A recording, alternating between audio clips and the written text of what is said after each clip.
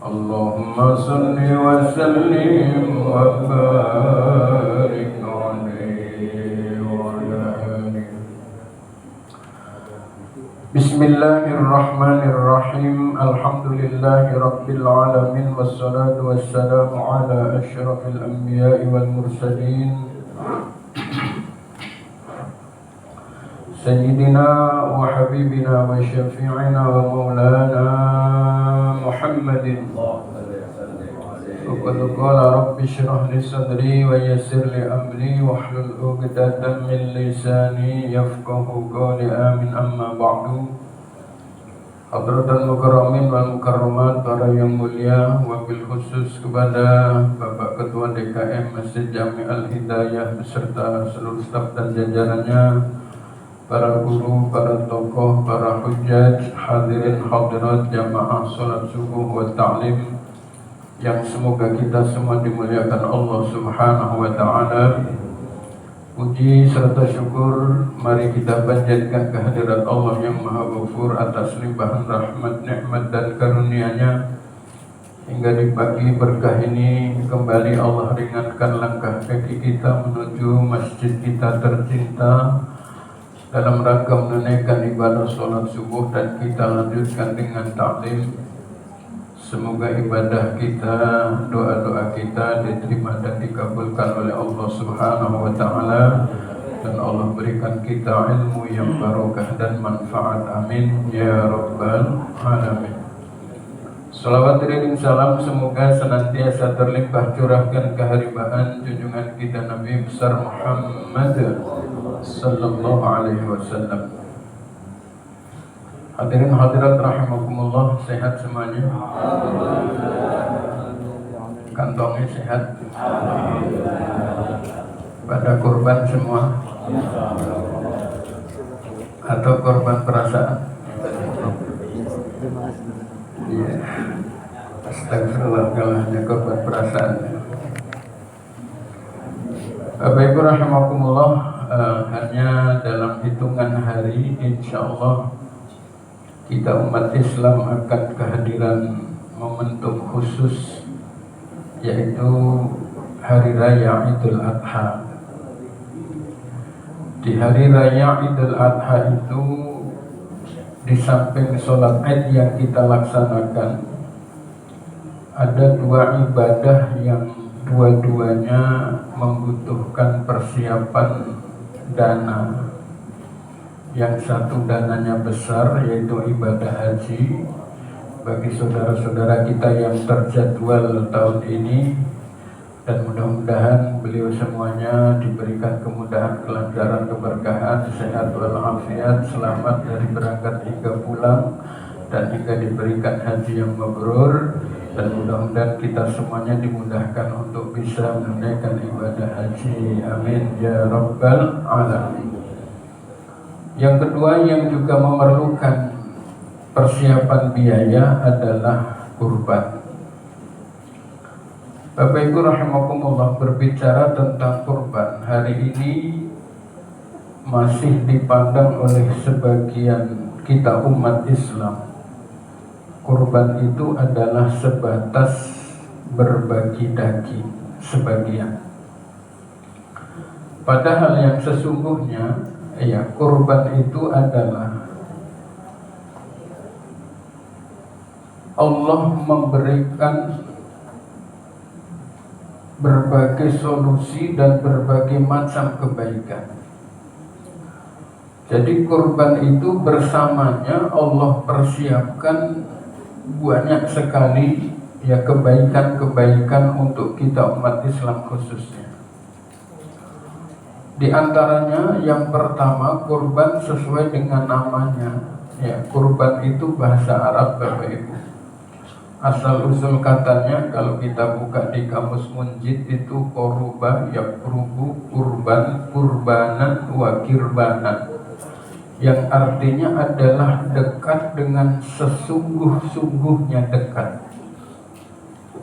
Jadi kurban itu adalah jalan tol yang Allah berikan kepada setiap kita, khususnya umat Islam, untuk bisa benar-benar dekat kepadanya. Kurban itu adalah jalan pintas yang setahun sekali Allah hadirkan untuk menjadikan kita sekali lagi dekat yang sesungguh-sungguhnya dekat. Pertanyaannya, kenapa kita harus dekat kepada Allah dengan sesungguh-sungguhnya dekat? Namanya orang dekat, kalau ada perlu itu nggak perlu teriak-teriak. Namanya orang dekat, kalau kita ada kesulitan, insya Allah diprioritaskan untuk dibantu. Namanya orang dekat sekali, ya kalau ada hajat, insya Allah akan diutamakan. Itu dekat. Ya, sehingga ya, posisi kedekatan diri kepada Allah itu harus dicapai oleh setiap kita, dan itu setahun sekali Allah hadirkan. Setiap ibadah sebenarnya adalah cara untuk mendekatkan diri kepada Allah, tapi yang mendapatkan nama khusus dengan sebenar-benarnya dekat itu kurban. Itu makanya ya harus berusaha memanfaatkan fasilitas khusus karena datangnya hanya setahun sekali. Bapak Ibu rahimakumullah, yang berikutnya berdasarkan satu hadis yang ini sudah sangat masyhur diriwayatkan oleh Imam Abi Daud. Baginda Nabi pernah bersabda, "Ma amilah ibnu Adam." Tidaklah melakukan satu pekerjaan yang namanya anak Adam. Ya, ini khitabnya anak Adam. Kalau orang-orang non-muslim termasuk anak Adam bukan? Termasuk. Ya, termasuk. Berarti khitab awalnya umum. Ya, tidaklah melakukan satu pekerjaan yang namanya manusia, anak Adam. Yauman nahri, di hari penyembelihan hewan kurban, yaitu hari H pertama Idul Adha, yang insya Allah hari apa Pak? Hari Kamis ya. Tapi kalau saudara-saudara kita di Muhammadiyah hari Rabu ya. Hari H Idul Adha ditambah dengan 3 hari tasyrik, yaitu tanggal 11, 12, dan 13. Tidak ada satu pekerjaan yang dilakukan oleh umat manusia ahabba ilallahi, yang jauh lebih dicintai oleh Allah min ihraqid dam, dibandingkan dengan mengalirkan darah. Bapak Ibu rahimakumullah, ini kurban adalah cara untuk mendapatkan cinta dari Sang Maha Pecinta. Kurban itu adalah cara untuk mendapatkan kasih sayang dari Sang Maha Pengasih dan Penyayang. Kurban itu dahsyat. Kenapa harus cinta? Ya, karena cinta itu jangankan dari Sang Maha, dari cinta antar sesama, cinta itu telah berhasil merubah dari seorang penakut menjadi pemberani. Semula jangankan lewat kuburan, lewat gelap-gelapan saja takut sampai tidak berani lewat. Tapi begitu ada cinta, jangankan timbang di gelap-gelapan, di kuburan berdua-duaan pun jadi. Bahkan dia lebih senang dengan gelap-gelapan. Ada pengalaman? Saling tengok ini gimana maksudnya?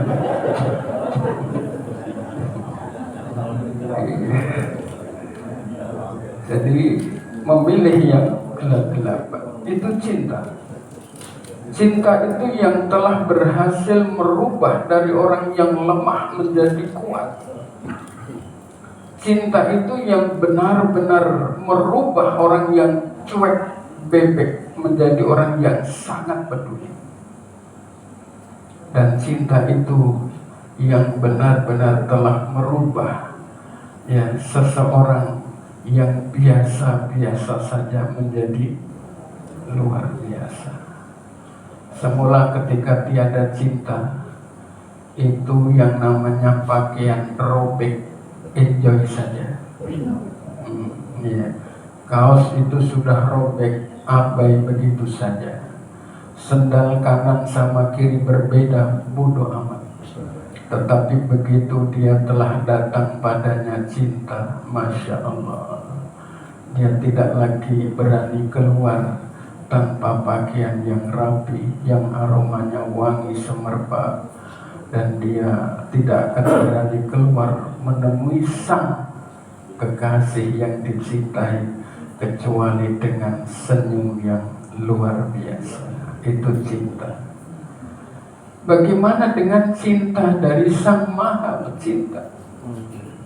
Maka kurban itu adalah cara yang benar-benar secara khusus Allah berikan setahun sekali untuk mendapatkan cintanya.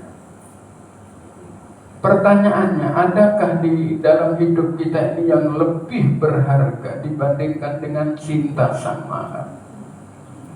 Adakah yang lebih mahal dibandingkan dengan cintanya Allah kepada Sang Hamba?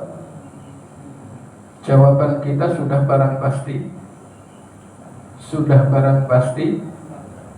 Ada apa tidak ada? Ada apa tidak ada? Jawabannya ragu-ragu, takut dijebak. Antara ada dan tiada. Jadi antara berbagi dan ini nyontek ya. Jawabannya adalah tidak ada yang lebih berharga dibandingkan dengan cinta Sang Maha.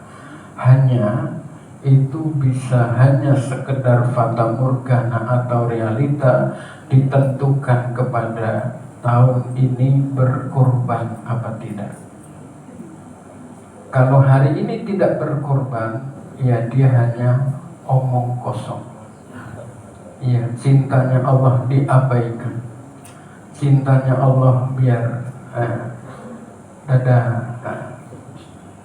Tetapi ketika kita benar-benar berkorban, berarti kita adalah benar-benar yang tidak ingin kehilangan momen hadirnya cinta Allah kepada kita.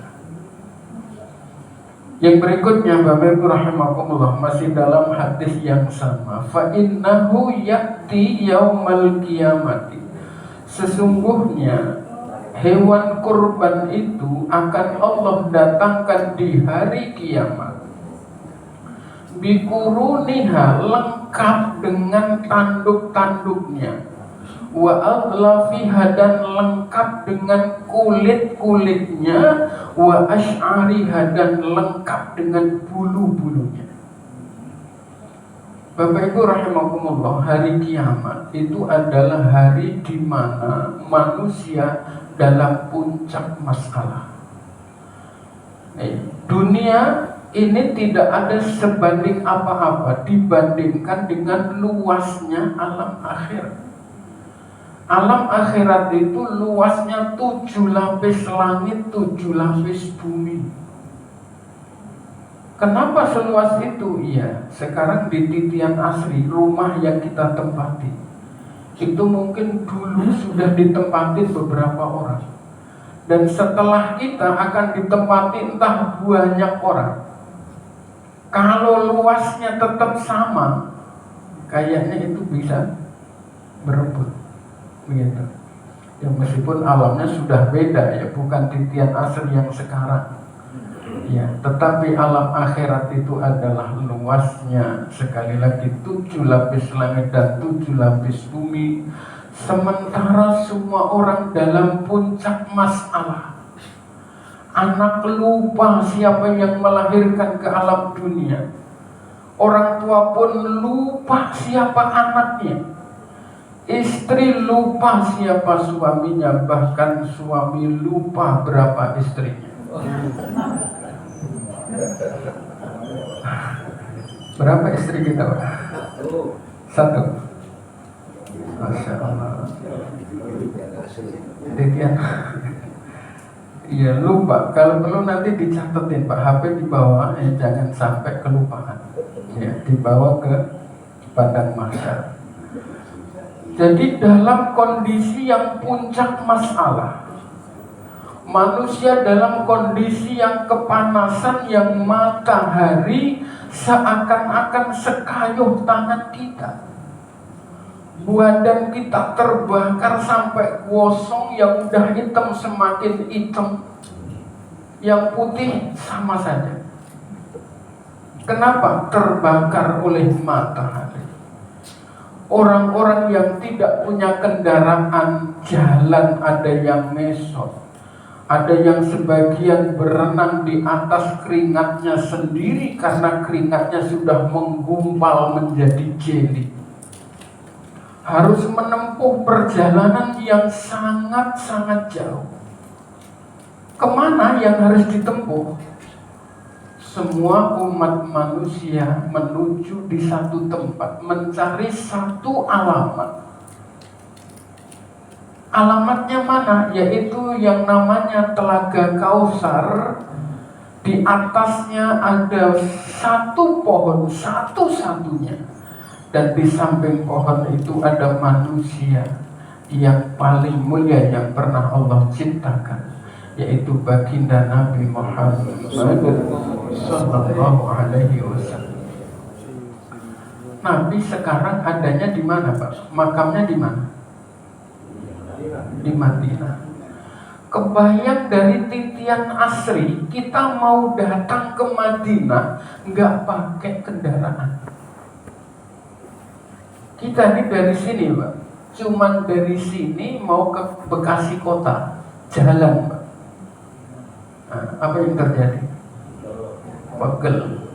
Begitu sampai rumah udah bilang sama istrinya, udah nggak mau lagi saya. Itu baru dari sini sampai Bekasi kota. Bagaimana kalau Pak Haji Eko pulang kampung mudik jalan kaki?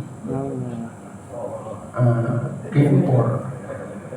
Ini mencari alamat dari sini sampai Madinah jalan kaki. Itu baru jarak real yang sesungguhnya, belum nanti di akhirat. Yang hitungan harinya 1 hari, yaumun fil akhirati ka alfi sanatin mimma ta'uddun. 1 hari di akhirat bandingannya sama dengan 1000 tahun di dunia. Hari kiamat itu, Pak, ratusan tahun akhirat. Berjuta-juta tahun bandingannya dengan kita di dunia, Pak. Kenapa? Memang hidup nggak ada ujungnya. Bayangkan kalau itu luasnya adalah berlipat-lipat dibandingkan dengan luasnya bumi ini. Kita harus menempuh satu perjalanan yang teramat sangat panjang tanpa ada kendaraan. Dalam kondisi lapar yang tidak kita temukan warteg satupun di sana. Tidak pula kita jumpai warung padang. Atau ada yang gratis sedekahan sarapan apa nanti? Nasi goreng, enggak ada. Kita tidak jumpai pula setetes air yang sekedar untuk menghilangkan rasa dahaga. Enggak. Semua manusia dalam problem terbesarnya itu namanya hari kiamat. Tetapi orang-orang yang berkorban, Allah berikan kendaraan. Allah berikan kendaraan yang fasilitasnya spesial, lengkap dengan GPS-nya. Dengan catatan setiap tahunnya diupdate. Kalau setiap tahun nggak pernah diupdate, Pak, itu sekarang tahun 2023 pakai mobil keluaran tahun 60-an. Apa yang terjadi? Bapak kalau naik harus sedia kipas. Yang kedua, kalau hidupin Pak itu harus diengkol. Begitu ya. Enak nggak kira-kira? Jadi harus diupdate. Kendaraan akhirat itu ternyata harus diupdate setiap tahun. Kita ngambil keluaran baru itu hebat. Lah kenapa harus diupdate? Ya, nyari alamatnya Pak susah. Saya Pak tahu belok ke sini itu ada. Pertama kalau sudah lewat flyover, ya. Setelah itu nandain rumah sakit. Kalau sebelah kiri ada rumah sakit, terus nanti ada pertigaan, saya belok ke kanan. Bayangkan kalau flyover tidak ada, rumah sakit tidak ada, itu pertigaan juga tidak ada yang diaspal, tidak ada yang dicor. Gimana Pak? Kira-kira saya bisa sampai di sini. Kondisi di akhirat begitu, lebih dari sekedar itu. Mencari alamat, tidak ada bantuan satu pun bangunan, tidak ada satu pun pohon, dan tidak ada pula aspal atau cor-coran. Ketika kendaraannya ini nggak dilengkapi GPS, Pak, bisa-bisa yang dicari di arah barat, kita larinya ke arah timur. Bisa jadi yang kita cari ada di arah selatan, kita larinya ke arah utara. Makanya harus diupdate kendaraannya yang super lengkap. Kalau perlu Pak, itu sudah ada sensornya, bukan hanya sensor belakang, sensor depan, sensor kanan, sensor kiri, bahkan sudah nggak perlu nyetir lagi. Keluaran baru apa Pak itu Pak? Hyundai. Oh gitu ya. Berarti mesen tahun ini buat kesana ya. Iya, harus diupdate. Ya. Baginda Nabi menyampaikan tentang hal itu, mangkana lahu sa'atun. Man barang siapa kana yang ada lahu bagi man sa'atun, sinnya pendek. Kalau sa'atun artinya jam. Sa'atun keluasan rezeki. Keluasan rezeki itu menurut tafsir para ulama adalah orang yang hari itu untuk nafkah keluarganya cukup, kemudian di rekening itu masih ada 3,5 juta. Sekarang berapa ini patungan? Oh, 3,950. Di rekening masih ada 3,950. Kok milih buat tabungan saja, buat nanti jalan-jalan, buat nanti. Maka Nabi memberikan warning tegas, fala yakrobanna musallana. Jangan sekali-kali kalian mendekati tempat-tempat sholatku. Di mana tempat sholatku berada? Kalau mendekati tempat sholat saja nggak boleh, kira-kira bisa sholat apa tidak? Kalau tidak bisa sholat berarti tidak sholat. Kalau tidak sholat berarti non-muslim. Itu kalimat kalau maknai secara vulgar Pak, Kalian untuk makan hari itu beserta keluarga cukup. Di rekening masih ada 3.950.000 tapi tidak mau berkorban. Jangan kalian mengaku sebagai umat Islam. Begitu vulgarnya kalimat itu, Pak. Dan ini fungsinya di samping ibadah-ibadah yang lain untuk mengupdate kendaraan kita. Perjalanannya super jauh, Pak. Kalau kendaraannya itu nggak bagus-bagus amat, ya itu bisa mogok. Mogok di sana, Pak. Kayaknya itu bengkel belum dibuka. Iya. Apa kira-kira perlu ada yang buka bengkel di sana gitu, Pak? Masya Allah. Biar dibuka, ini ngopi dulu, Pak. Monggo silakan di kopinya, kuenya dinikmati, monggo. Jangan didiemin daripada ngantuk.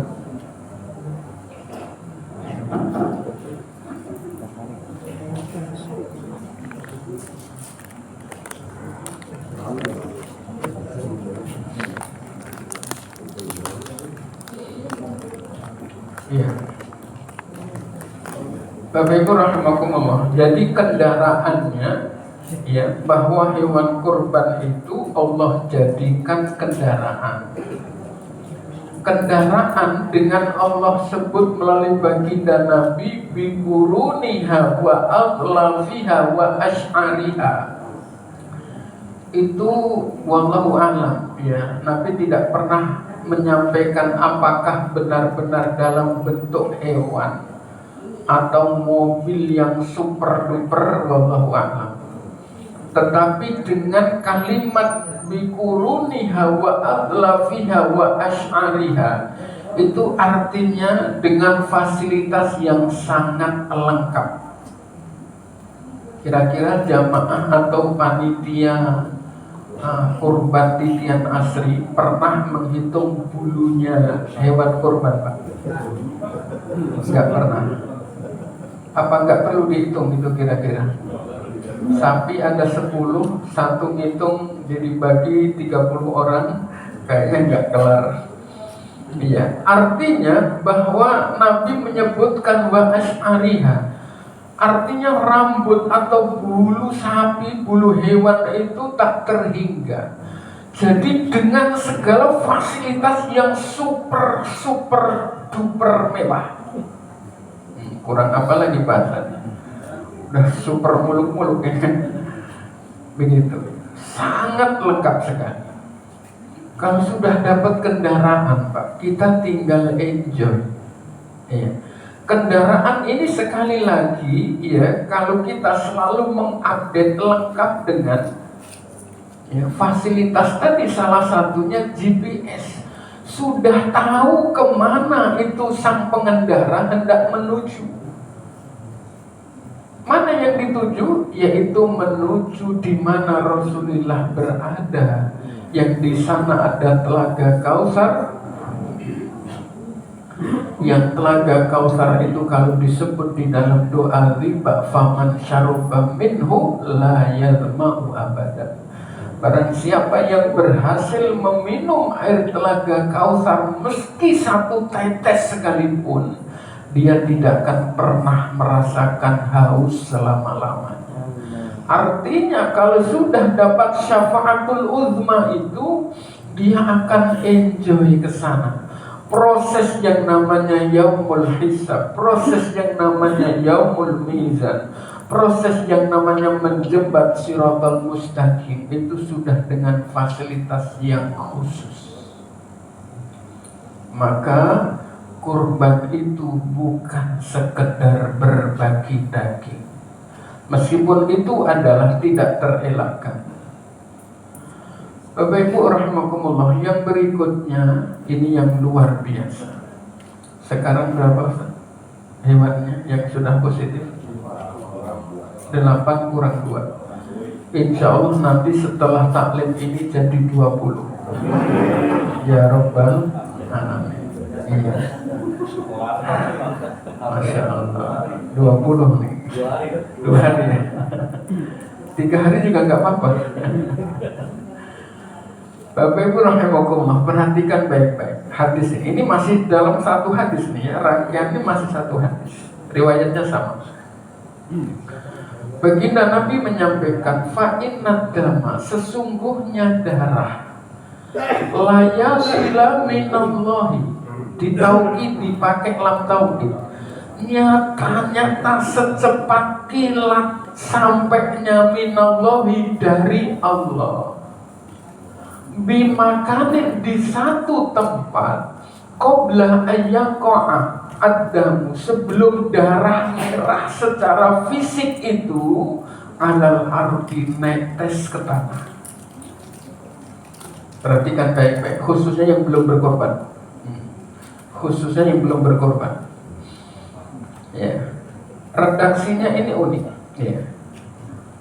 Sesungguhnya darah secara hakikat itu nyata-nyata sampai dari Allah di satu tempat sebelum darah merah secara fisik itu muncrat ke tanah.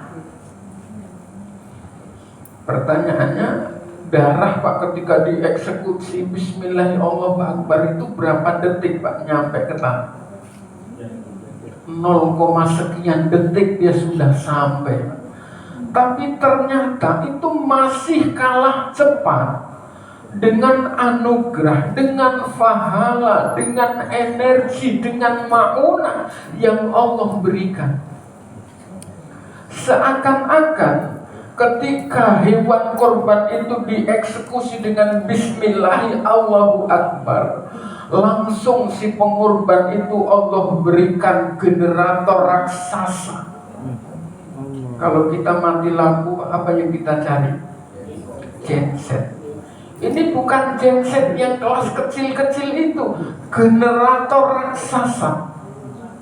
Jika hidup kita selama ini tidak bahagia, maka sinyal bahagia itu disambungkan oleh Allah dengan generator raksasa ini, sehingga jangankan punya uang miliaran, punya uang yang gak jelas-jelas amat, punya uang yang recehan saja, dia datang bersamanya kebahagiaan, menyentuh sinyal bahagia kita.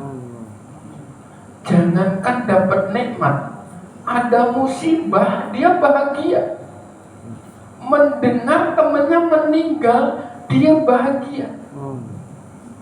Loh kok emang boleh temannya meninggal bahagia? Boleh nggak Pak? Ini pasti nggak berani menjawab. Jebakan. Wah, dijebak. Ini udah biasa dijebak. Jadi biar ditanya 3 kali juga diem aja. Takut dijawab ini salah, dijawab itu salah. Ya. Ada orang meninggal bahagia. Apa yang dia menjadikan bahagia? Dia bersyukur, ya Allah, alhamdulillah, aku masih Engkau berikan sehat, masih Engkau berikan aku umur, ya Allah, alhamdulillah. Dan saudara saya meninggal, ya Allah, aku mohon kepadamu agar Engkau terima arwahnya, Kau terima semua amal baiknya, dan Kau ampunkan seluruh dosa-dosanya. Berbeda dengan orang yang sinyal bahagianya mati. Ada teman di jauh meninggal, dia stres. Begitu tetangga depannya meninggal, lebih stres. Besoknya lagi tetangga kanan rumahnya meninggal, lebih stres. Begitu tetangga kiri sama belakangnya meninggal, Pak, dia nggak stres lagi. Kenapa? Sudah ikut teman-temannya. Ikut kemana? Ikut meninggal. Kenapa? Saking stresnya. Sinyal bahagianya mati. Uang miliaran pun tidak akan mampu menggerakkan sinyal itu. Tapi orang yang berkorban, sinyal bahagianya itu menjadi sensitif, Pak. Orang lain ya dapat uang banyak, dia ikut bahagia. Tapi kalau sinyalnya itu mati, Pak, orang lain dapat uang banyak, Pak, dia stres juga. ngiri. Dengan berkorban, ya, itu akan Allah sambungkan, ya, dengan generator raksasa.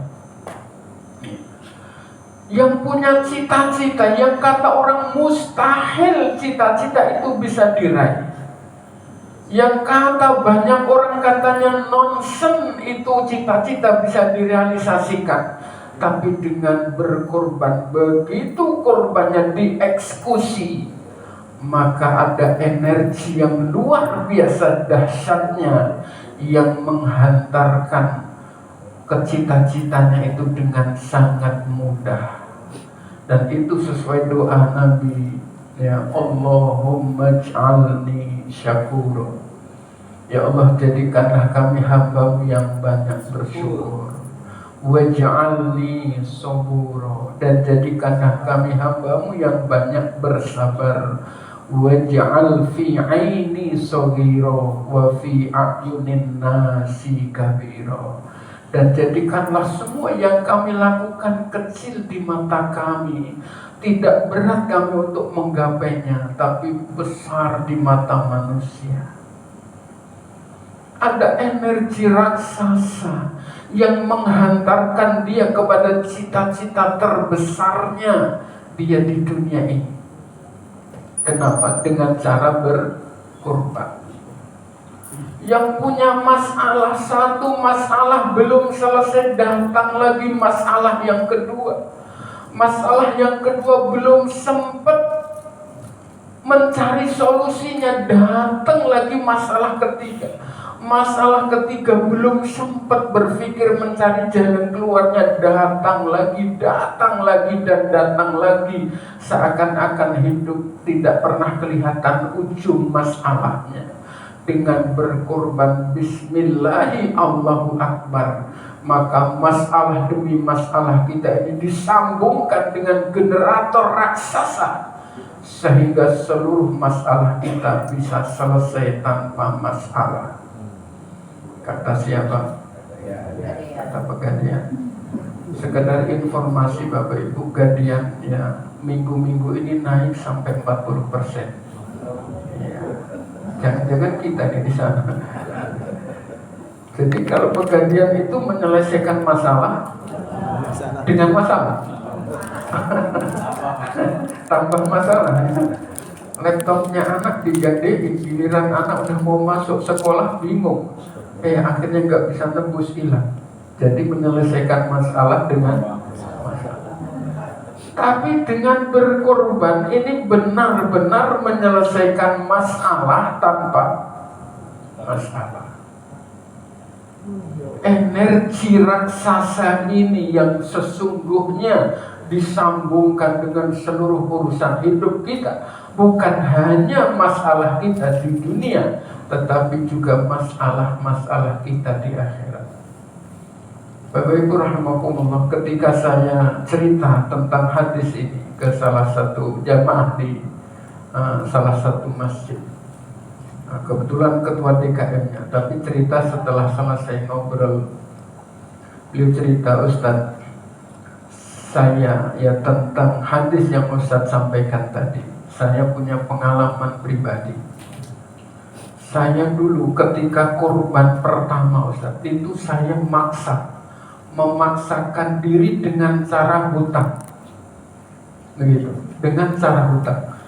Ternyata Ustadz, saya belum sempat, itu korban belum sempat disembelih, baru saya belikan dari dana pinjaman.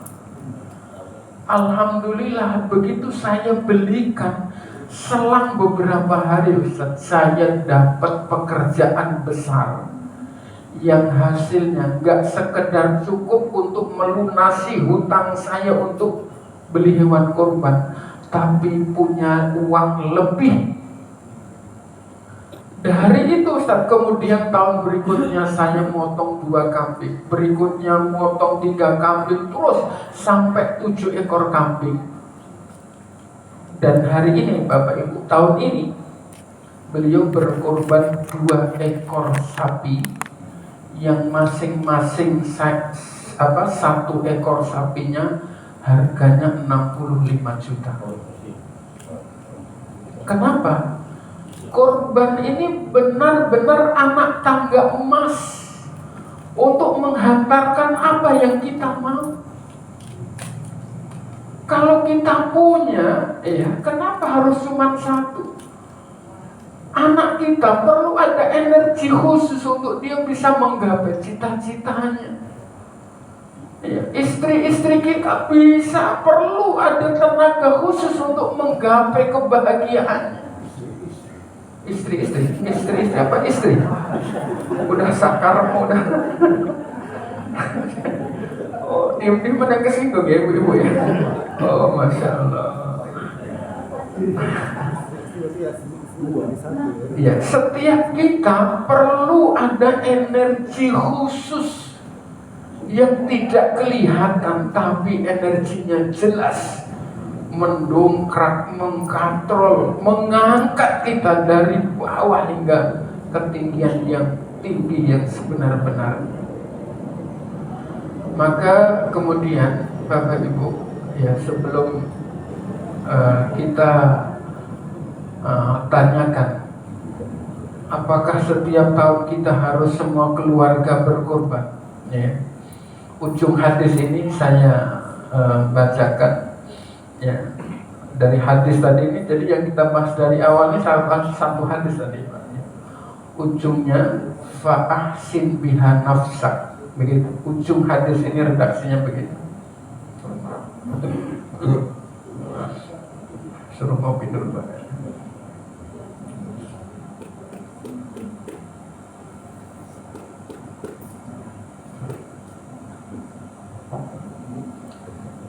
Ini ujung hadis ini dimaknai beberapa ulama berbeda, ya. Yang pertama diantaranya adalah lakukan kepada hewan kurban dengan sebaik mungkin, maka akan berdampak kepada baiknya jiwa, begitu. Yang tafsir ini kemudian dimaknai oleh atau direalisasikan oleh sebagian kita atau di tempat kami sana di Purwodadi, Jawa Tengah. Hewan yang mau disembelih itu dimandikan dulu, ya, dimandikan dulu. Setelah itu nanti dari kandang atau dari tempat di mana diikat ke tempat itu dikasih kain putih begitu. Satu, ya, menuju ke tempat penyembelihan. Nah, itu adalah realisasi dari hadis ini. Gitu. Masalahnya kenapa? Ya logikanya gini. Bapak dikasih mobil Mercy, tapi itu belepotan dengan kotoran sapi. Di dalamnya penuh lagi dengan kotoran sapi dan kencing sapi. Dikasih begitu, Pak, kira-kira senang apa tidak? Senang. Blenger, iya. Tapi mendingan dikasih mobil Mercy, ya. Dibanding dengan dikasih mobil Jaguar. Ya, itu sampai namanya lalat itu nggak bisa nemplok. Sangat meleset. Saking apanya? Saking licin. Dalamnya, Pak, itu begitu dibuka, Masya Allah, 100 meter itu aroma udah harum wangi semerbak. Masya Allah. Senang apa tidak kira-kira? Logikanya begitu. Jadi hewan yang akan disembelih ini harus bersih, ya. Harus dilakukan yang jangan sampai bepetan dengan kotoran udah disembelih saja. Dibiarkan melihat teman-temannya dieksekusi, dibiarkan melihat temannya di kulitin. Nah, ini nggak ada adabnya kita kepada hewan korban. Gitu. Fa'ahsin biha nafsak, gitu. Atau makna sebagian ulama adalah dengan berkorban itu perbaiki akhlakmu, yang maka dirimu akan menjadi baik. Ya, begitu. Jadi dua-duanya kalau kita realisasikan adalah baik. Memperlakukan hewan kurban dengan sebaik mungkin, dan kemudian kita berupaya setelah berkorban untuk menjadi orang yang baik, itu adalah dua-duanya baik. Kalau dua-duanya baik, maka insya Allah menjadi yang terbaik selama tidak merasa dan tidak mengaku. Orang baik tidak boleh mengaku, ya. Oh, aku orang baik-baik, aku orang soleh, nah, itu. Nah, itu jadi kebaikannya diragukan. Ya, nggak perlu ngaku. Ya bahkan dibandingkan orang yang hari ini maksiat sekalipun, Pak. Kalau realisasi kemarin yang pelatihan sholat, inna sholati wa nusuki wa mahyaya wa mamati lillahi rabbil alamin.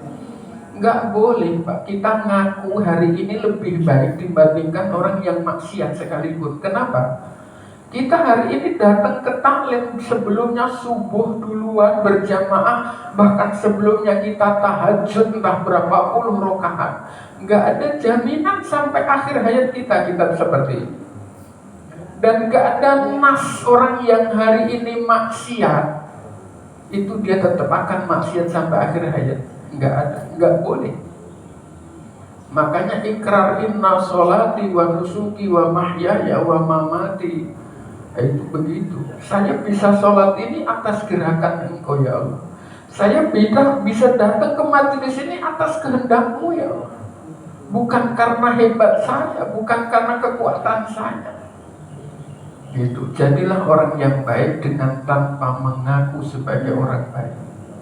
Orang yang baik sesungguhnya adalah dia selalu introspeksi diri. Ya Allah, kayaknya teman-teman saya itu terganggu dengan kalau saya ngumpul atau kalau saya datang. Kenapa? Kalau teman-teman datang ya pada ngeluarin duit tapi saya nggak ngeluarin duit, oh sadar berarti kurang bagus. Besok kalau ngumpul saya yang traktir, introspeksi. Ya. Kayaknya saya ini di sana-sana kurang bagus, introspeksi. Baru itu orang baik yang sesungguhnya. Ya. Tapi kalau kita mengaku baik, itu malah diragukan kebaikannya. Ya rahmatullah, saya tahu waktunya sudah habis, tapi tadi saya abaikan, itu belnya sudah bunyi, meskipun sudah lewat ya.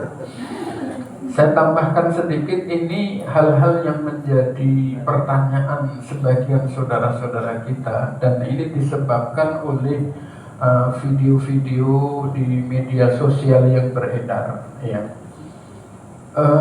Bahasa yang sering meragukan kita itu adalah satu keluarga itu satu ekor cukup ya. Bapak Ibu rahimakumullah, bahasa cukup dengan dilihat dari sisi bahasa Indonesia, dengan cukup dilihat dari sisi usul fikih itu berbeda. Kalau bahasa Indonesia, saya dituangin kopi, Ustaz Kemal dituangin kopi. Kalau saya bilang cukup-cukup, itu artinya jangan dituangin lagi, betul? Iya. Tapi bahasa usul fikih bukan begitu. Ada cukup, ada baik, ada lebih baik. Korban Bapak Ibu itu hukumnya sunnah kifayah. Ya. Hukum aslinya korban itu sunnah kifayah. Satu keluarga makan hari itu cukup, uangnya masih lebih ada 3.950.000, dia milih tidak berkorban, maka berlaku hukum makruh kepada seluruh keluarga itu. Tetapi kalau satu keluarga sudah ada yang berkorban, maka hukum makruh itu hilang. Maka ya, kalau satu keluarga satu hewan yang dikorbankan, ya maka itu sudah mendapatkan keutamaan. Iya. Tapi jangan dibahasakan itu cukup, jangan lebih lagi. Salah. Ini ada informasi yang enggak cukup. Di situ mestinya ada catatan-catatan kaki. Nabi pernah berkorban 1 ekor domba di atas namakan seluruh umatnya yang sampai meninggal gak bisa berkorban. Nabi pernah berkorban 1 domba atas nama beliau sendiri. Nabi pernah berkorban 1 domba di atas namakan istri beliau Siti Aisyah. Nabi pernah berkorban sapi, 1 ekor sapi atas nama beliau sendiri. Nabi di saat haji wada berkorban 100 ekor unta, yang 70 beliau sembelih dengan tangan beliau sendiri, yang 30 itu disembelih oleh Sayyidina Ali. Kalau beliau tidak mengatasnamakan siapa-siapa, berarti semuanya atas nama beliau, karena setiap korban harus diatasnamakan. Namanya Al-Quran, hadis itu bahan baku. Namanya bahan baku jangan dimakan mentah-mentah. Dibagi tepung terigu sekilo. Begitu sampai rumah, Ustadz Kemal dimakan langsung itu tepungnya. Apa kira-kira yang terjadi? Mules, kesal. Itu hadis, memahami Al-Quran dan hadis tidak bisa sendiri-sendiri. Maka ulama-ulama fikih berijtihad berdasarkan hadis yang banyak itu yang pernah dilakukan oleh Nabi, masing-masing hadisnya sahih. Maka para ulama fikih berijtihad bahwa 1 ekor kambing atas nama 1 orang. Tapi kalau 1 keluarga sudah ada yang berkorban, berkahnya meliputi 1 keluarga. Tapi tetap namanya 1 orang. Gak usah disebutin atas nama Ustadz Kemal dan keluarga, gak usah. Atas namanya Ustadz Kemal saja, keluarganya sudah otomatis berkahnya menyeluruh. Begitu. Tapi kalau pengen baik, kalau 1 keluarga 6 orang, maka yang berkorban 3 orang.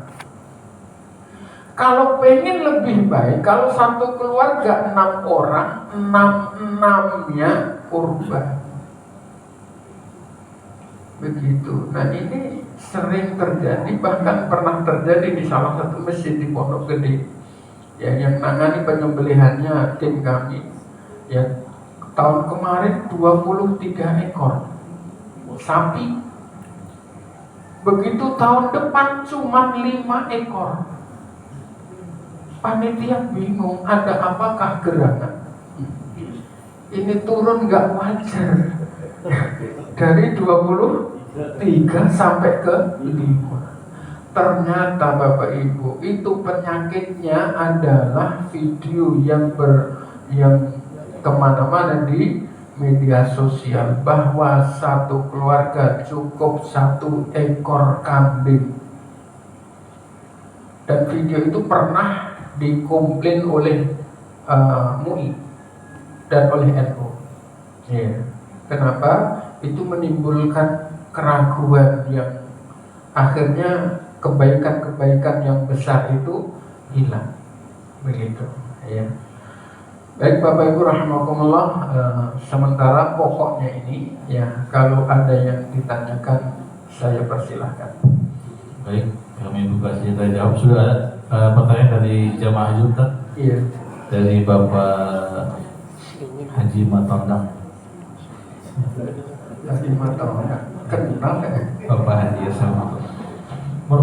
Pertanyaan merujuk hadis yang disampaikan tadi, kiat apa yang pas untuk memaksa diri kita agar tabungan yang pas-pasan langsung kita salurkan untuk kurban. Jadi bagaimana cara memaksa ya? Ya, kiatnya gitu ya. Ya, kalau maksa, ayo, wajib kurban gitu. Tapi memaksakan diri, hati ini harus benar-benar diyakinkan ya, bahwa dengan berkurban itu ya, masalah yang kita rencanakan ya akan kita selesaikan, itu selesainya dengan lebih mudah. Yakinkan itu saya cerita itu hanya salah satu dari sekian banyak. Betul. Gitu. Memaksakannya adalah paksa diri kita, paham kita. Tadi cerita kan ngutang. Ya ngutang. Pertama korbannya tuh ngutang. Coba. Ini kalau masih punya tabungan mah hebat. Ini ngutang. Tapi ternyata sebelum disembelih saja itu utang udah terlunasi. Bahkan lebih dari sekedarnya buat bayar utang. Begitu Pak. Jadi caranya ya hatinya diberikan pemahaman ya, yang benar-benar dalam ya, supaya tabungannya itu gak sayang-sayang untuk dibelikan hewan kurban ya, begitu. Ini di mana posisi Pak Haji? Oh, di Surabaya. Baik, jemaah lain yang ada pertanyaan atau jemaah juga silakan. Tabungannya itu gak sayang-sayang untuk dibelikan hewan kurban ya, begitu. Ini di mana posisi Pak Haji? Oh, di Surabaya. Loh, Baik, jemaah suara lain saya. pertanyaan. Surabaya ini. Wah. Assalamualaikum warahmatullahi wabarakatuh. Waalaikumsalam warahmatullahi wabarakatuh. Sound apa sama? Baik lagi. Surabaya ini kerja nanti. Banjir jangan lupa ya. Surabaya ini. Assalamualaikum. Waalaikumsalam warahmatullahi wabarakatuh. Sehat Pak Haji ya? Pak Yai, tentang fikih kurban. Kalau tadi warahmatullahi wabarakatuh. Sunnah. Waalaikumsalam warahmatullahi wabarakatuh. Sunnah kifayah. Apa sama? Baik lagi. Surabaya ini kerja nanti. Banjir jangan lupa ya. Ini kenapa sih? Ini Pak Yai mengenai sunnah berkurban, kriteria hewan kurban, misalnya kan tadi Pak Yai ngomong sunnah pokoknya motong, nggak punya duit sama sekali ini Pak Yai, bukan nggak punya duit, ada duitnya tapi kurang kalau buat beli kambing. Apakah untuk merayakan kita dapat memotong hewan kurban yang lebih kecil, misalnya ayam kapun gitu, misalnya misal. Yang penting dalam rangka memenuhi sunnah kifayah tadi Pak Yai. Wah, halus sih. Pusing gue. Terus yang kedua Pak Yai, sekarang banyak di broadcast saya pun pernah ditawarkan berkurban di daerah mana-mana itu katanya nggak pernah makan daging, nggak pernah merasakan daging setahun sekali, sehingga untuk berkurban di sana, misalnya di ujung mana nggak tahu gitu, entah barantah. Bagaimana mensikapinya Pak Yai dibandingkan berkurban di lokasi kita tinggal. Terus yang ketiga, banyak ditawarkan juga kurban online. Jadi kita tidak melihat hewan kurbannya, tidak melihat motongnya, tidak melihat tempatnya, tapi dia menawarkan kurban online. Katanya Pak Yai ditawarkan itu beli hewan kurbannya di daerah yang dekat-dekat situ yang memang membutuhkan, sehingga hewan kurbannya jauh lebih miring. Kalau di kami kan misalnya patungannya misalnya 3.950.000, di sana bisa 2 juta sekian gitu. Kambing juga murah banget gitu. 2 juta sekian. Itu bagaimana kita ini Pak Kiai menyikapinya? Ya. Baik, 3 hal itu dulu Pak Kiai. Ya, itu syarat minimal supaya sedikit banyak. Ya, Bapak Ibu rahmatullah, kiat-kiat untuk bisa berkorban dalam keadaan dana yang pas-pasan, itu yang pertama. Pertama, caranya nabung tadi. Ya, cara nabung itu bisa mengatasi untuk bisa berkorban. Ya, tahun depan, gitu. Satu. Yang kedua, ngutang. Ngutang. Yang ketiga, Bapak Ibu, kalau hari pertama nggak bisa kurban, silahkan pilih hari kedua. Kenapa? Barangkali itu pedagang kambing itu sudah banting harga. Ya, sudah banting harga. Kalau hari kedua harganya masih belum turun, silahkan datang hari ketiga. Siapa tahu pedagang kambingnya sudah takut nggak habis daripada dibawa pulang kampung, ya ongkosnya lebih mahal.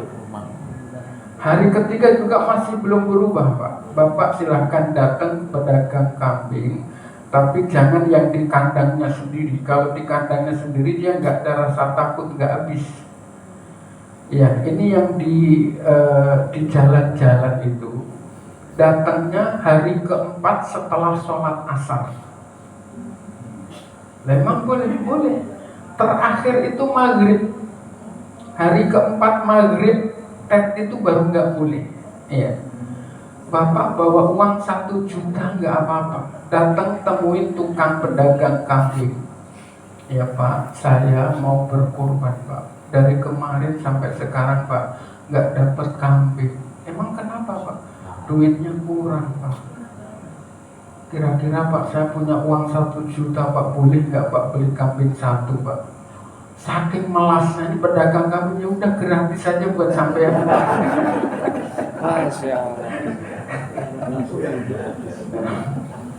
Kenapa? Ini saking tidak bolehnya lepas momen setahun sekali untuk mendapatkan cinta Allah, untuk mendapatkan kasih sayang Allah, untuk mendapatkan kendaraan yang terbaik, untuk mendapatkan energi besar yang kita akan gunakan setahun ke depan dan penghapus setahun yang lalu. Begitu. Daripada itu ayam kalkun. Iya. Itu dimakan sendiri juga nggak kemana-mana.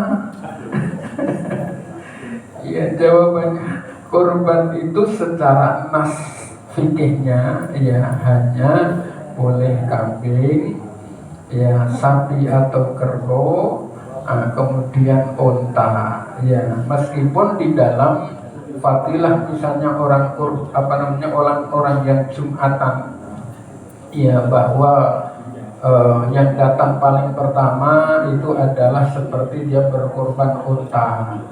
Datang kedua seperti orang berkorban sapi. Datang ketiga terus sampai ke telur. Itu tidak berlaku dalam syariat korban yang sesungguhnya ini. Begitu ya. Jadi korban telur gitu, itu mending ya udah dimakan sendiri aja lah. Iya. Nah, solusinya kalau memang benar-benar nggak bisa berkurban, itu adalah bantuin penyembelihan kurban. Ya, bantuin itu dapat pahalanya, tapi energi khususnya mudah-mudahan gitu. Tapi dengan catatan bukan bantuin bawain daging. Iya, ini bantuin doang, begitu sudah disiap, ada kaki di bawah, ini kayaknya nggak kepake, dibantuin, dibawa, balik lagi, beresin. Ada nggak yang begitu? Iya, di sini ada nggak kira-kira? Itu masya Allah, naudzubillah itu ya, di samping bisa menjadikan berkahnya hilang ya, juga ya energi yang tadi kayaknya sulit untuk diharap. Ya, yang kedua, bagaimana kurban yang tawaran ketika kurban yang di daerah-daerah itu lebih membutuhkan. Ya, dasar pertama al-yakinu la yuzalu bisyak. Yakin itu tidak bisa dikalahkan dengan keraguan. Yakin itu harus ada indikator-indikator. Ya, kalau sekedar omongan tok nggak ada saksi, itu berarti untuk bisa yakin masih perlu dicarikan bukti. Kalau saksi juga sudah ada, perlu ditambahkan yakin memang ada orang yang sudah pernah melihatnya di sana, gitu. Kalau memang itu yakin, ya monggo silahkan. Tapi yang suka ditanya, Pak, saya kurban di tempat saya. Ya, sementara di tempat saya itu sudah berlebih dibandingkan dengan saya kurban di daerah yang benar-benar masyarakatnya membutuhkan, lebih baik mana? Prinsip sedekah dan menghadiah, Bapak Ibu, itu dalam Islam diatur tahap pertama itu damil kurban, dari orang terdekat dulu. ya terdekat hidup sehari-hari kita, terdekat dari saudara-saudara kita, baru menjauh. Jawabannya, kalau memang di tempat kita itu benar-benar berlebih, dan di daerah memang benar-benar nyata itu disampaikan kepada yang berhak, ya itu bisa lebih baik. Kalau memang di tempat kita sudah berlebih, gitu. Tapi kalau ternyata sekitar kita masih banyak yang belum terbagi, ya berarti prioritas ke tempat yang prinsip terdekat tadi terlebih dahulu, gitu. Kalau di luar ternyata benar-benar membutuhkan dan memang bukan sekedar provokasi yang ternyata nanti uangnya nggak dibelikan kambing, ya itu berarti harus dihindari. Nah, yang ketiga tadi memang benar. Saya salah satu rekanan saya itu sudah lama investasi itu di Kalimantan, ya di Kalimantan.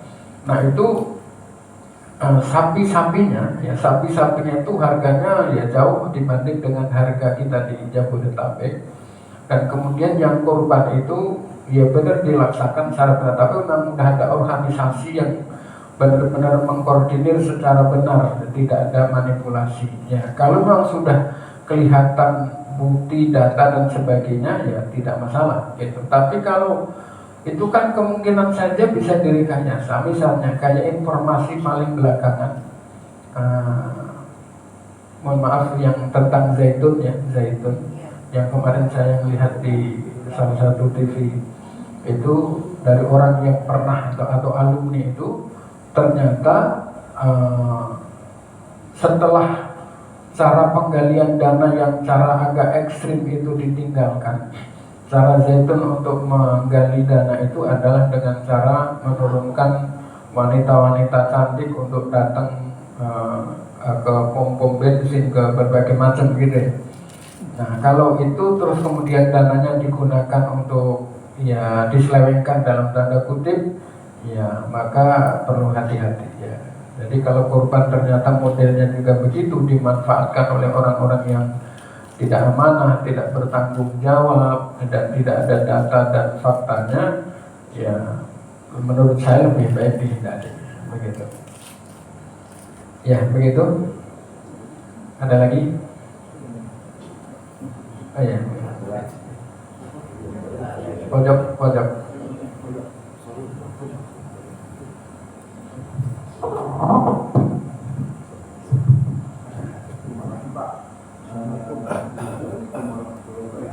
Waalaikumsalam warahmatullahi wabarakatuh. Saya mau menanyakan ini Pak, orang tua saya masih ada. Saya tidak tahu dia ada semacam akikah Pak. Nah, pada saat dia meninggal, boleh nggak akikah itu sendiri Pak? Di sini maksudnya tidak dia sendiri itu Pak. Tapi sebelum berkorban itu saya tidak tahu boleh nggak berkorban dulu atau akikah dulu. Ya, itulah. Ya. Terima kasih Pak. Sama-sama. Ya. Hadis Nabi menjelaskan kullu mauludin marhunun bi aqiqati, setiap bayi yang lahir itu tergade dan tebusannya adalah aqiqahnya. Tutbahu yauma sabihi, disembelih pada hari ke-7 ya, wa yusami, dan kemudian dikasih nama ya. Hadis riwayat Imam Hakim. Bapak Ibu rahimakumullah ya. Akikoh itu, ini hadis kemudian diijtihadi oleh para ulama-ulama fikih berbeda-beda. Kalau madhab syafi'i Pak, madhab syafi'i terbaik tetap sesuai nas hadis itu disembelihnya pada hari ke-7. Hari ke-7 pasca kelahiran jabang bayi. Nah, kalau sampai hari ke-7 ternyata itu orang tua boro-boro bisa beli kambing untuk akikoh, untuk biaya lahiran aja masih ngutang misalnya, itu ada jeda waktu sampai 60 hari atau 2 bulan begitu. Ini kalau madhab syafi'i. Nah, Kalau sudah sampai 2 bulan, ternyata orang tua bukannya ketemu uang, malah nambah utang. Begitu ya, nambah utang. Maka hukum sunnah untuk orang tua mengakikohi anaknya itu hilang. Ya, untuk orang tuanya. Nanti ketika sang jabang bayi itu sudah dewasa, itu disunahkan untuk mengakikohi dirinya sendiri. Begitu, disunahkan untuk mengakikohi dirinya sendiri. Ini kalau menurut mazhab Syafi'i. Tapi menurut mazhab lain, ya selain mazhab Syafi'i itu nggak dibatasi. Sampai kapanpun orang tuanya punya uang, tetap disunahkan untuk mengakikohi anaknya, gitu. Jadi Bapak nggak usah ragu. Dan Bapak itu rahimakumullah, kalau ternyata orang tua kita boro-boro mengakikohi kita, akikoh dirinya sendiri juga tidak. Baiknya kalau sampai hari ini kita belum pernah mendengar orang tua kita itu sudah akikoh atau belum, itu baiknya kita akikohi meskipun sudah meninggal, gitu, meskipun sudah meninggal. Nah, cuman ada bedanya Bapak Ibu, ini bisa dibuka di Fiqh Riyadul Badi'ah, ya, karya Syekh Nawawi Al-Bantani di Babul Udhiyah. Kalau orang yang diakikohi masih hidup, ya, kalau orang yang diakikohi masih hidup, itu disunahkan hewan akikohnya itu tidak dipotong-potong tulang belulangnya kecuali pada ruas-ruasnya. Ya, jadi tulang iga itu dibikin utuh-utuh begitu, ya, tulang iga. Ya, kaki tidak boleh dipatahkan di tengah, jadi di ruas, di dengkul, di paha itu, ya, itu seperti itu sunnah. Tetapi kalau yang sudah meninggal itu boleh tulang belulangnya itu diperlakukan seperti hewan kurban, dicacah. Makanya kalau akikoh Bapak Ibu itu disunahkan untuk dimasak sendiri, dibagi matang. Logikanya kalau dibagi matang itu yang masak kita. Kalau yang masak kita itu lebih mudah untuk mensiasati supaya tulang belulangnya tidak dipatah-patahkan. Cuman ada kasus bener yang dibagi si mateng, cuman yang masak bukan kita. Yang masak biru-biru jasa akikoh, yang boro-boro peduli dengan tulang gak dipatah-patahkan. Terkadang yang nakal-nakal gak ada kambing yang disembelih, cuman beli daging di pasar, beli tulangan di pasar, gitu. Makanya ada yang numpang lewat. Ya, kalau kapan nanti mau akikoh, ya, silahkan ada potong akikoh syariah. Ya, kemana? Ya, iya. Saya menyebutnya nggak enak, iya. Kenapa cik takutnya nanti pulang dipacik gini deh. Iya. Dan akikoh itu Bapak Ibu ada usia yang harus diperhatikan hewannya, korban maupun kambing, gitu, diperhatikan. Kambing yang boleh dipotong untuk akikah atau kurban usia minimal 2 tahun. Belum 2 tahun boleh asal sudah pupak, sudah runtuh giginya minimal 1, meskipun belum 2 tahun boleh. Pertanyaannya Bapak Ibu, giginya sudah runtuh apa belum? Oh belum. Berarti nggak bisa dikorbankan, nggak bisa. Iya, iya begitu. Nah terus pertanyaan Pak Cik tadi ada intinya 2 ya. Pertama akikoh, kalau belum akikoh boleh apa tidak mengakikah diri sendiri, sudah kejawab. Yang kedua mengakekoi orang tua ya. Sudah selesai kayaknya. Ya, baik. Masih ada lagi?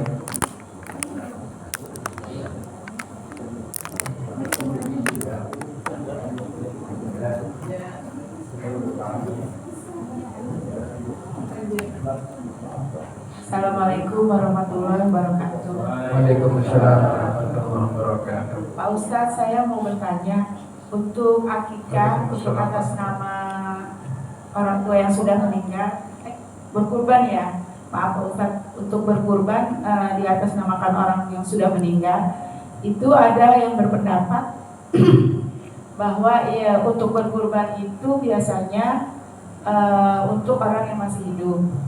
Terus ada juga yang berpendapat diperbolehkan. Jadi kita ini mau menanyakan sebenarnya itu boleh atau tidak untuk yang sudah meninggal Pak Ustadz.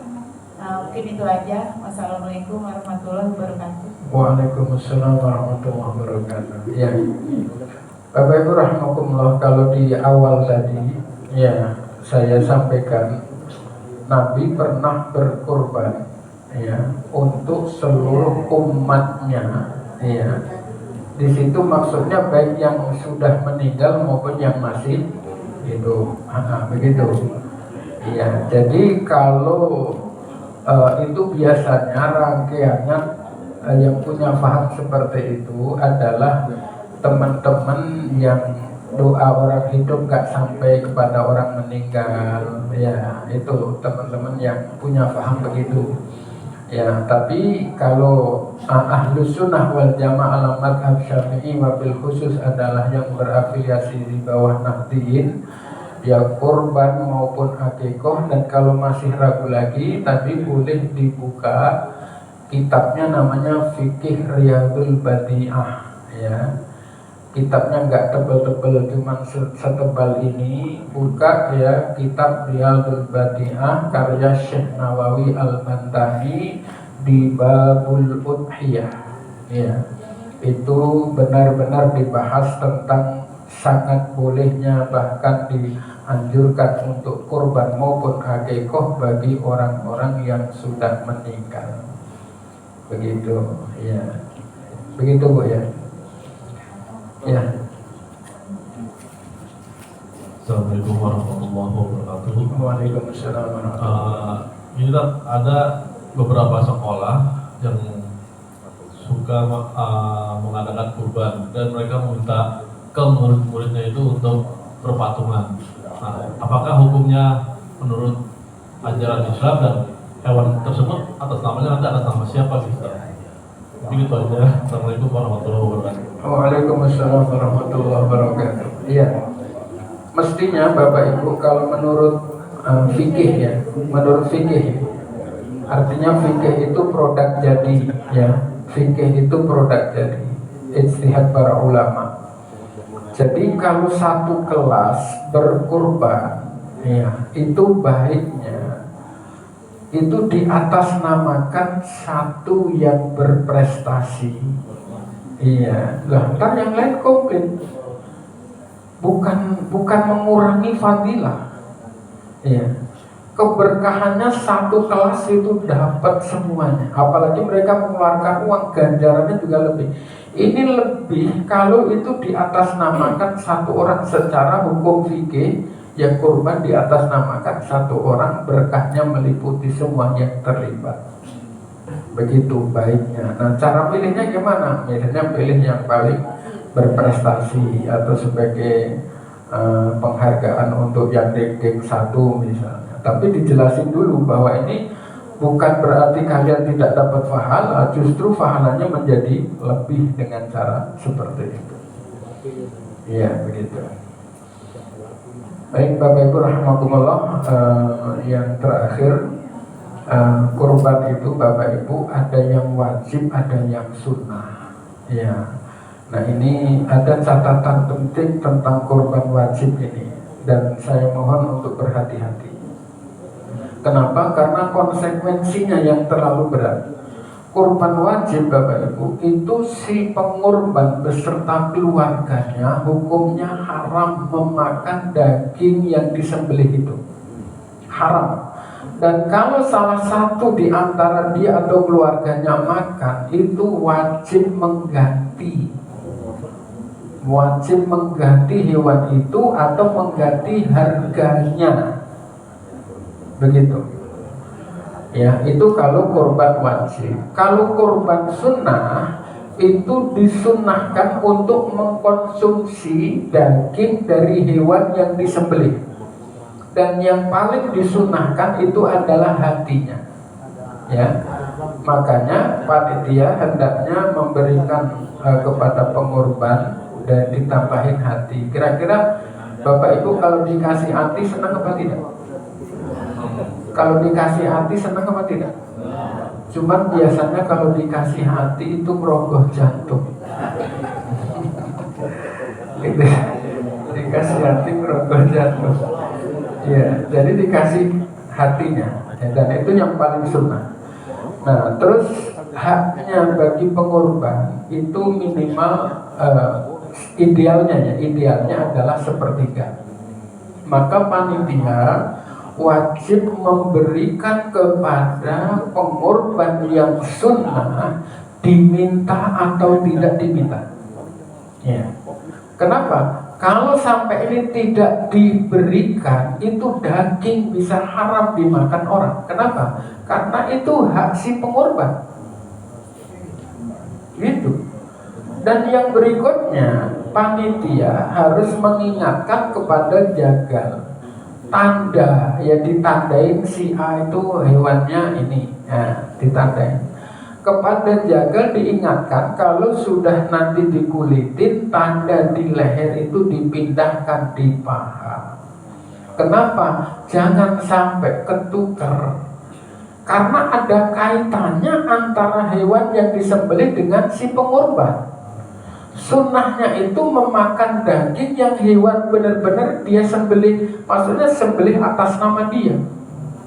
Jangan sampai nanti ini ada sapi harganya 60 juta, ini ketuker dikasih daging sapi yang harganya cuma 15 juta. Iya. Pertama akan dikomplain, yang kedua dari sisi sunnahnya akan hilang. Begitu, ya. Nah, yang berikutnya Bapak Ibu, ini rahasia, tapi tolong jangan bilang-bilang ya, rahasia. Rahasia. Aslinya Pak, aslinya. Ya, ini di fikih manhaj juga dibahas. Nanti kalau sampai waktunya dibahas. Orang kurban itu kalau sunnah aslinya, ya. Sekali lagi ini rahasia. Kalau misalnya dipotong sendiri, setelah itu dia bagi tetangganya yang fakir, dia pilih cuman satu kantong doang. Ya. Jadi motong sapi disembelih sendiri, dikulitin sendiri. Setelah itu yang dibagi itu cuman satu orang fakir. Ya. Selebihnya dimakan sendiri. Itu kalau pertanyaannya sah atau tidak, jawabannya sah. Gitu. Tapi jangan tanya afdol apa tidak. Kalau ditanya Ustaz afdol apa tidak, jawabannya rakus, kemaruk. Jawabannya kemaruk. Itu paling minimnya. Jadi ada tiga cara itu yang paling jelek. Ya. Cara ideal ini yang kesepakatan para ulama di kitab-kitab fikih, idealnya tadi sepertiga untuk pengorban, sepertiga untuk fakir miskin, sepertiga untuk orang kaya. Cuman bedanya kalau orang miskin itu pemberiannya tamlik, milik dia 100%. Kalau dia gak punya uang dijual boleh. Itu kalau kepada fakir miskin. Tapi kalau diberikan kepada orang kaya itu tidak boleh. Dia hadiah, bolehnya hanya untuk dikonsumsi. Begitu, ya. Jadi fakir miskin, terus kemudian orang kaya, ya, terus yang pengorban. Ya. Bapak Ibu, Daging kurban itu kalau misalnya disembelih itu nggak boleh 100% dibagi dalam bentuk matang, tidak boleh. Minimal 1 kantong itu harus diberikan dalam bentuk mentah, itu wajib. Gitu. Ya, jangan sampai ini kurban ya. Nah, di tempat saya nanti hari keempat ya namanya pesta kurban. Ya, yang mau datang boleh pesta kurban hari keempat, hari Minggunya. Ya. Ya, pesta kurban, kok pesta sih namanya ya. Jadi kita ambil iktibar dari hadis tadi bahwa min ihroqidam, yang terbaik apa yang dilakukan di hari nahar itu adalah menyembelih hewan kurban. Seluruh jamaah ya bulanan mingguan kita undang, yang ibu-ibu ya tugasnya masak, nyate, bikin sop segala macam, bapak-bapaknya motong. Jadi itu termasuk min ihroqidam, mengalirkan darah. Nah misalnya event begitu terus semuanya dimasak 100% nggak boleh. Wajib minimal 1 kantong untuk fakir miskin itu harus dalam keadaan mentah. Ya begitu. Bapak Ibu rahimakumullah, pertanyaan yang sangat penting, lalu bagaimana itu kurban menjadi wajib? Ini yang sangat rawan Bapak Ibu. Saya sampai membandingkan beberapa kitab tentang bagaimana itu kurban menjadi wajib. 2 hal disebabkan menjadi wajib. Yang pertama karena nazar. Ya. Saya nazar kalau proyek saya goal, saya akan memotong kurban. Itu berarti menjadi wajib. Dagingnya haram dimakan oleh si pengurban dan tidak boleh dibagi kepada orang kaya. Hewan kurban wajib dagingnya hanya boleh diberikan kepada fakir miskin. Konsekuensinya luar biasa. Yang kedua, menjadi wajib gara-gara orang menunjuk hewan kurban. Ini yang hati-hati. Ini hewan kurban saya. Itu menjadi wajib, Pak. Hati-hati banget. Sampai mohon maaf di fikih manhaji ini, Pak. Ya, fikih manhaji.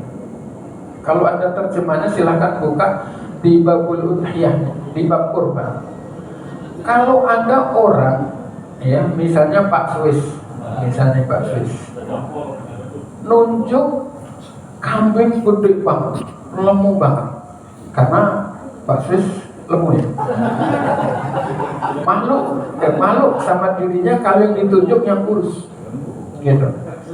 Nunjuk ini hewan kurban untuk saya. Setelah ditunjuk Pak, jadi sakit, kurus banget gitu. Sampai hari H itu nggak memenuhi syarat untuk dibuat hewan kurban. Itu pun wajib dipotong. Begitu. Makanya hati-hati banget loh. Gimana dong caranya? Iya, makanya caranya gini. Kalau kita membawa hewan kurban, Pak, itu jangan main tunjuk. Serahkan. Pak Jeko, mohon maaf, mohon dibantu ini disembelih sebagai kurban dan atas namanya saya atau atas namanya anak saya. Begitu. Iya, jangan ditunjuk. Rawan banget dan itu konsekuensinya yang menjadi merepotkan. Meskipun dari sisi pahala lebih besar karena dari sunnah menjadi wajib, cuman repot. Iya. Demikian sementara dan mudah-mudahan semua jadi yang belum berkorban. Kalau hari ini baru 8, insya Allah nanti hari H jadi 20. Amin. Ya Rabbal Alamin. Dan mudah-mudahan menjadi anak tangga emas benar-benar dalam kehidupan kita. Al-Fatihah. A'udzubillahi minasyaitonir rajim. Bismillahirrahmanirrahim. Alhamdulillahi Rabbil Alamin. Ar-Rahmanir-Rahim. Maliki yaumiddin. Iyyaka na'budu wa iyyaka nasta'in. Ihdinas siratal mustaqim. Siratal ladzina an'amta 'alaihim ghairil maghdubi 'alaihim waladdallin. Amin. Rabbi da'wahum fiha subhanakallahumma wa tahiyyatuhum fiha salam. Wa akhiru da'wahum alhamdulillahi rabbil alamin. Kurang dan lebihnya mohon maaf. Hadanallahu wa iyyakum ajma'in. Wallahu al-muwaffiq ila aqwamit thoriq. Wassalamualaikum warahmatullahi wabarakatuh. Demikian, terima kasih Pak Kiai yang telah memberikan bicaranya tentang segala tahapan kurban. Marilah kita tutup pengajian ini dengan baca doa kafaratul majelis. Subhanakallahumma wa bihamdika asyhadu an la ilaha illa anta astaghfiruka wa atubu ilaik. Terima kasih atas segala perhatian. Mohon maaf. Assalamualaikum warahmatullahi wabarakatuh.